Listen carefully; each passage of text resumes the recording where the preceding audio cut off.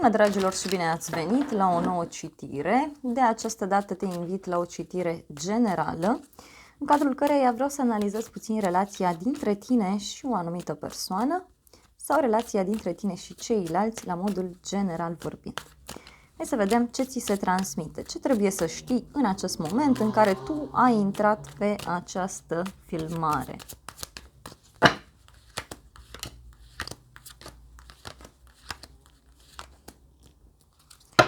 Bun. Văd aici foarte multă teamă. O relație care este pe sfârșite. Din cauza unei indecizii. Din cauza din cauza unuia dintre voi care e nevoie să ia o decizie. Văd o legătură cu un leu. Da? O legătură cu un taur, zodia balanță. E ca și cum cineva aici se află într-o nouă etapă a vieții sale. Sau cineva se află într-o situație în care își dorește foarte mult o stare de confort. Poate ai legătură cu o persoană care se află într-o zonă de confort și din care nu prea vrea să iasă. Văd foarte multă teamă și de asemenea nesiguranță, ori în această relație, ori în general în viața ta. Te-aș sfătui aici să te odihnești, te-aș sfătui să nu te supra-soliciți, mai ales dacă te simți obosit.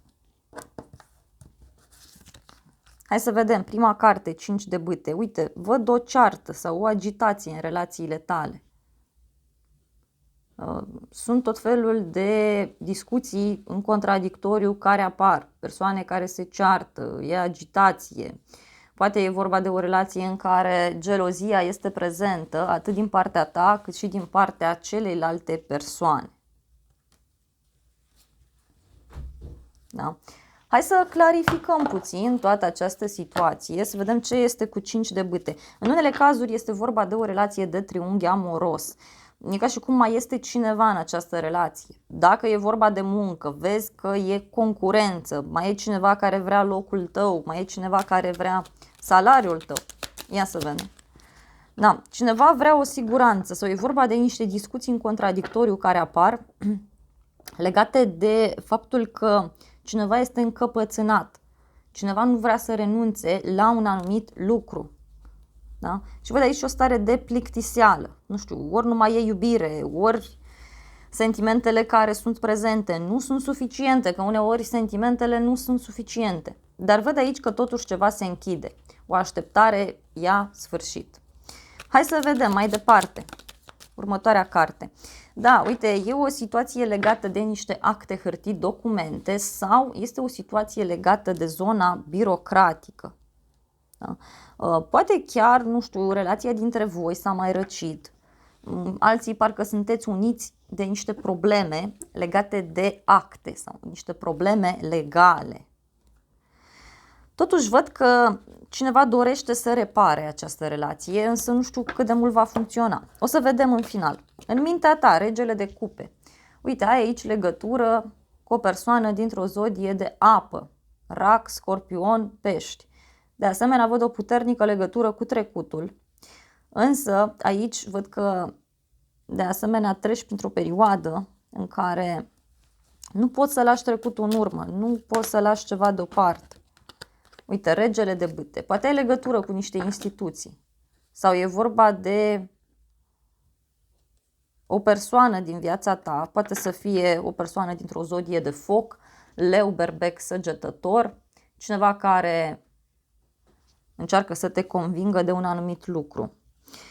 Văd că ești foarte concentrat pe muncă. Văd în plan personal că ceva nu-ți place, ceva nu-ți convine. Parcă nu ai acea siguranță, nu ai acea bucurie, da? Uite, văd aici ceva ce nu-ți place, ceva ce nu-ți convine, legat de un bărbat sau legat de o persoană importantă din viața ta.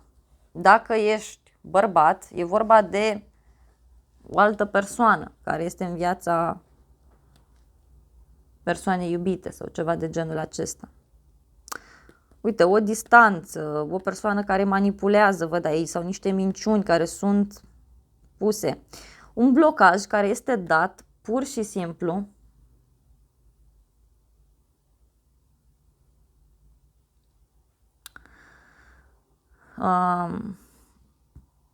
Deci un blocaj care este dat pur și simplu de niște temeri ale unei persoane. Văd aici o legătură cu un Capricorn sau poate e ceva legat de zona, să zic așa,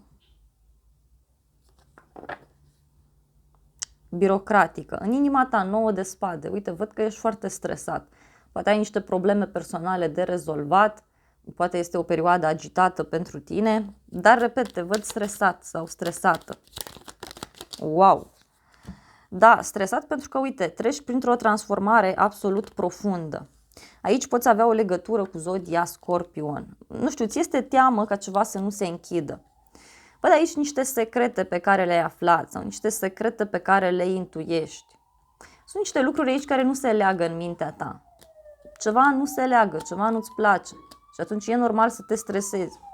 Poate, cine știe, e vorba de o transformare care apare în viața ta. Văd o eliberare și faptul că lucrurile funcționează altfel.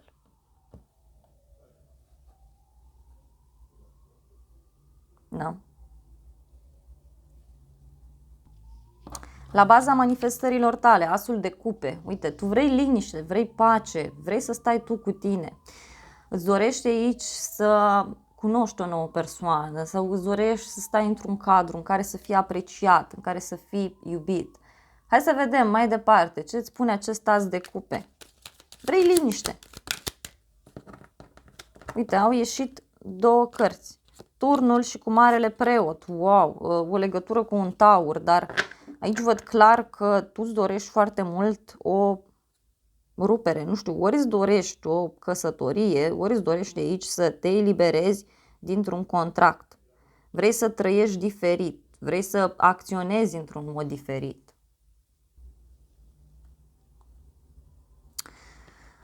În unele cazuri, văd aici un copil care poate să apară, da, pe neașteptate, sau e vorba de o veste pe care o primești din partea unei persoane. Dacă te afli într-o relație și lucrurile nu prea funcționează, vezi că se poate să apară o altă persoană sau dacă ești o persoană singură, apare cineva. În exterior avem magicianul. Ai aici legătură cu o persoană care se ocupă cu foarte multe lucruri în același timp. Poate să fie cineva care pur și simplu încearcă să te convingă de un anumit lucru, poate să fie o persoană care ți ascunde chestii. Hai să vedem despre ce e vorba. Uite, e o persoană stresată care nu știe ce să mai facă în legătură cu tine. Pentru că sunt niște tensiuni legate de relația voastră. Da? Poate chiar această persoană își dorește să reaprindă flacăra în relație, poate chiar are și niște probleme în viața sa, dar foarte intens simt aici energie de triunghi amoros, nu știu de ce. Uite, soarele și cu faetonul, o legătură cu un rac sau cu un leu. Da? Clar aici e vorba de o persoană foarte importantă care are, nu știu, face multe drumuri sau are o responsabilitate foarte mare la muncă sau în general în viața sa și își dorește să clarifice anumite lucruri între voi. E ceva legat de drumuri, ceva legat de a conduce lucruri, de internet, știu eu. Uite, se pare că această persoană, să știi că lucrează la un proiect din care să știi că va câștiga foarte mulți bani. Poate chiar văd aici că încearcă să găsească o soluție la o problemă financiară, dar sunt mulți bani în joc. Uite, se pregătește de noi începuturi. Mai văd aici, pentru alții, nu e pentru toată lumea,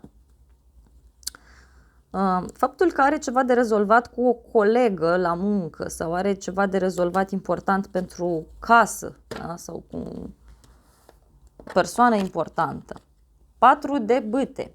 Mi se pare că această persoană este bucuroasă alături de tine. De asemenea, văd un eveniment important la el în casă sau la ea în casă, în familie. Parcă își dorește să vă revedeți, își dorește să stați de vorbă, să vă întâlniți. În egală măsură văd niște probleme pe care le are legate de confort în casă, în familie, nu se simte în largul său. Pe de altă parte, își dorește să se simtă bine cu tine, își dorește să se întâlnească, își dorește să stea de vorbă, doar că aici sunt niște discuții care au avut loc în trecut sau niște reproșuri, ceva ce s-a întâmplat aici. Și din acest motiv prea mai vrea. De asemenea, vezi că această persoană în momentul de față are parte de niște transformări absolut profunde, de o încheiere care ține de o femeie. Poate să fie o rudă, poate să fie o femeie din viața lui în general vorbind. Văd o legătură cu zodia Pești, Scorpion, Rac sau o rudă. Mai vreau o carte. Wow! Pe de o parte se simte împlinit, se simte mulțumit alături de tine, pe de altă parte apar lucruri tensionate în relația cu tine, în viața sa, pentru că, repet, sunt niște lucruri legate de bani aici. Hai să vedem ultima carte, ce gândește față de tine.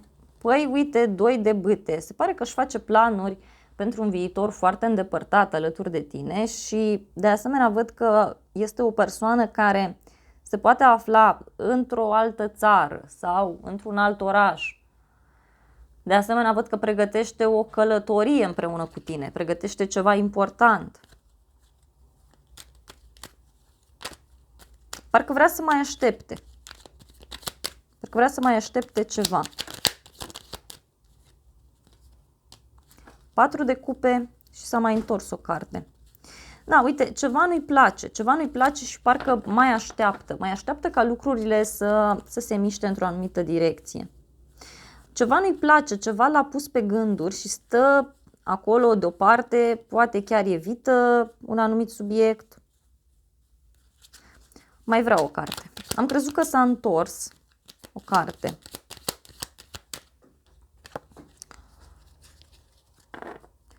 Uite, această persoană parcă vrea să se simtă bine sau vrea să se bucure alături de tine. Da? Văd aici, uite, o legătură cu zodia Taur sau cu zodia Balanță. Da? De asemenea, văd că, uite, se gândește serios să lase în urmă sau a lăsat deja în urmă o situație. Și văd că acum studiază, analizează ceva anume. Însă, pe de altă parte, cei care vă aflați într-o relație de triunghi amoros, vedeți că această persoană lasă în urmă ceva ce ține de distracții, de, de o situație de moment. Da? Deci dacă relația chiar nu funcționează absolut deloc, să știți că această persoană se gândește intens să meargă spre altcineva. Da? Văd aici ori o femeie cu un copil, ori e vorba de faptul că vrea să se concentreze mai mult pe muncă, pe un proiect important. Sau în alte cazuri e vorba de faptul că vrea ceva serios cu tine și atunci caută toate modalitățile posibile. Uite, e ceva legat de un scorpion, da? Care, uite, transformă ceva și vine către tine, închide ceva și vine către tine cu oferta, vine către tine cu această propunere de dragoste. De ce nu? În plan profesional poate să vină o propunere foarte faină către tine. Se pare că cineva lasă deoparte șovăiala, lasă deoparte amânarea și acționează, merge și se informează și ia decizia. Hai să vedem viitorul acestei situații, acestei relații. Wow! Viitorul acestei situații vine cu niște promisiuni foarte interesante din partea unei persoane. Văd aici o legătură cu un berbec, Rac, Scorpion.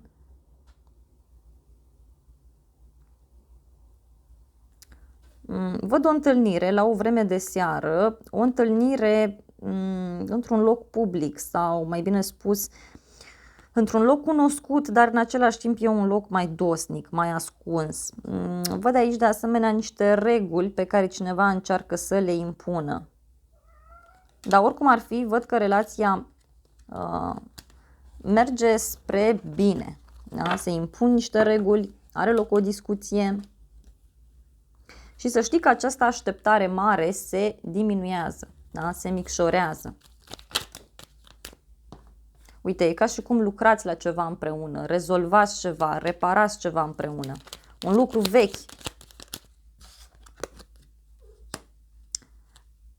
Repet, aici, nu știu, ori trebuie lăsat în urmă un prieten, ori e vorba de o relație de trio care este lăsată în urmă. Hai să vedem cum e pentru tine.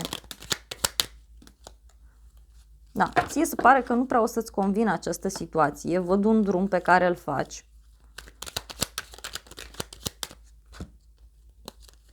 Și această persoană văd că se simte puțin singură, abandonată. Da? Pentru că, uite, se va lua o decizie. Se va lua o decizie foarte mare legată de bani. Ori tu ai parte de o avansare foarte mare din punct de vedere financiar și ți se schimbă viața, ori e vorba de o nouă persoană care apare în viața ta. Văd aici o legătură cu un săgetător, un taur, capricorn, fecioară. Dragilor, acestea au fost previziunile de această dată. Eu îți mulțumesc frumos pentru atenție. Nu uita să te abonezi canalului, să apeși clopoțelul, apasă și butonul de like și să ne revedem cu bine la o altă citire dacă vrei să mai vizionezi. Eu îți doresc să ai parte de o zi sau de o seară cât mai frumoasă.